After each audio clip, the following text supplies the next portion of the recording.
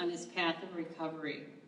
I would now like to introduce you to one of Road to Recovery's alumni, Dan McMahon.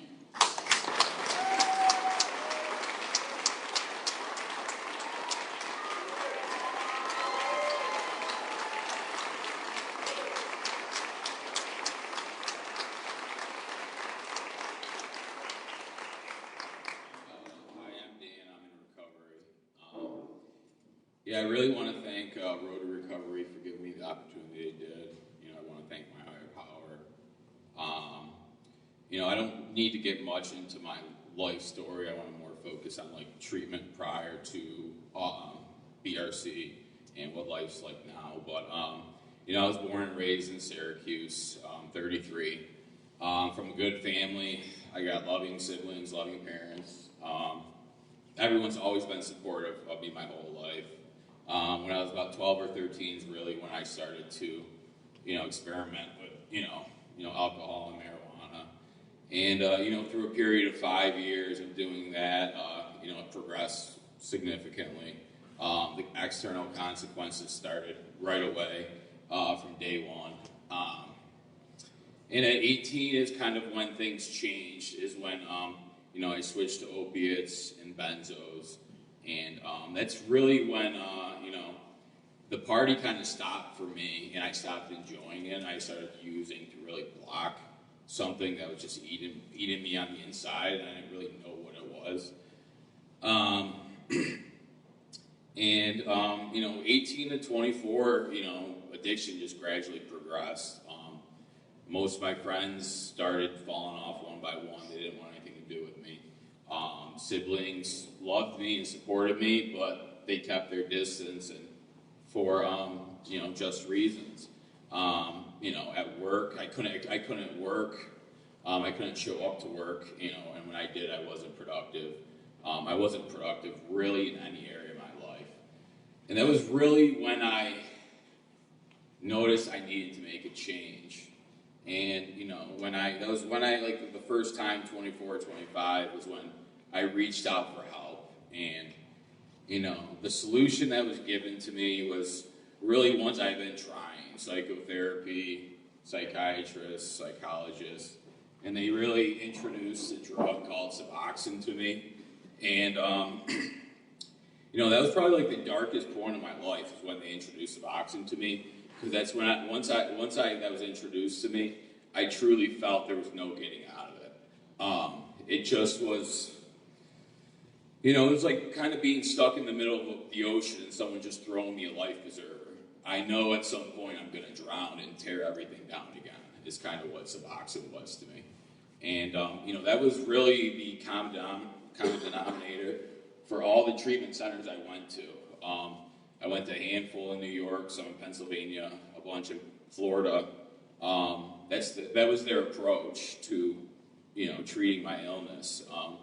And with my illness, you know, it's really like something of the mind, body, and spirit. And they did a good job of really addressing the mind and body, but there's always just something internally that, you know, I couldn't put my finger on. I just didn't feel right, which would always lead me back. And with every relapse, I became more and more demoralized, and you know, just completely would lose hope. And you know, that really takes me up to about 10 months ago. When Road Recovery reached out to me, I just did a 35-day program. And I thought I knew what recovery was, because that's what they were pitching to me again: Suboxone, psychotherapy, the same stuff. And I didn't want to go, because you know, I mean, I thought I'd seen it all with recovery. And I didn't know what recovery was, because the solution was never presented to me in a way that I thought was attainable. And then, thank God to my higher power that I had the opportunity, and with Road Recovery, to go down to where I went in Texas.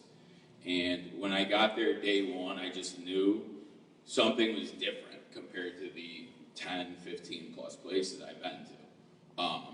Immediately, they helped identify with that internal symptom with me, which doctors told me I was bipolar, or, you know, schizophrenic, all these type of things, which I, you know, wasn't, you know, and they helped me identify it, and they helped tell me what to do about it.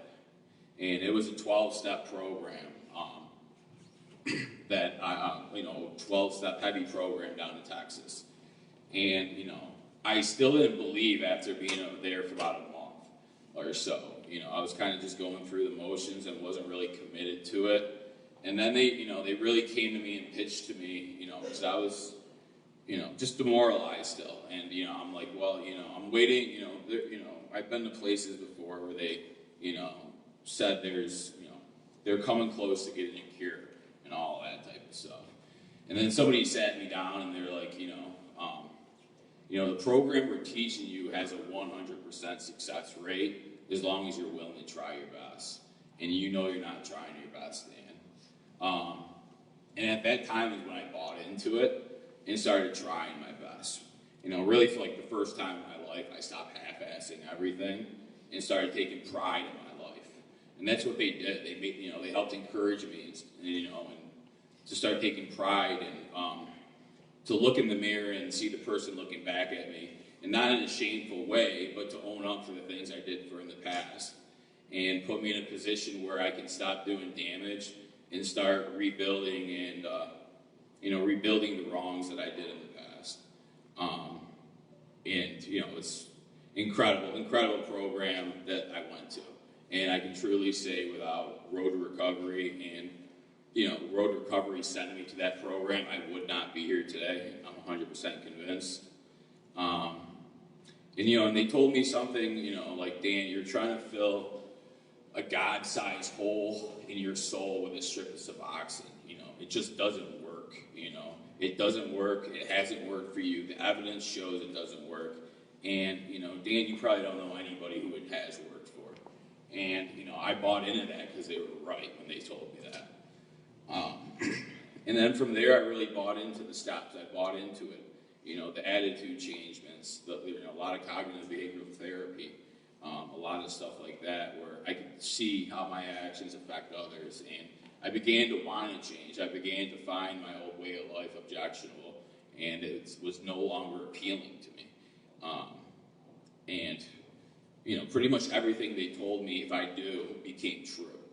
And that's where the hope turned into faith, and that's really when I went all in on the process.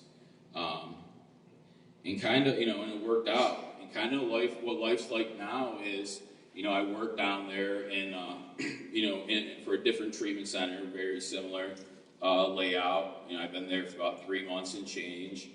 I live in a sober community, and it's not bad. You know, we have fun. You know, it's not what it sounds like. You know, I have 5 dudes I sponsor. You know, 4 of them are more than 3 months sober, and they're all like one day. You know, they were all, you know, not in a good place when I met them, and I was able to share what I was taught to them and see it work through them, and that really helps me keep me motivated. Is by transferring the message I was blessed to receive. You know, and you know. Life now is, you know, like I could see that my parents, you know, my family kind of wants me around. People, I guess, like me. I didn't know that. I didn't think anybody liked me, you know, because I didn't like myself.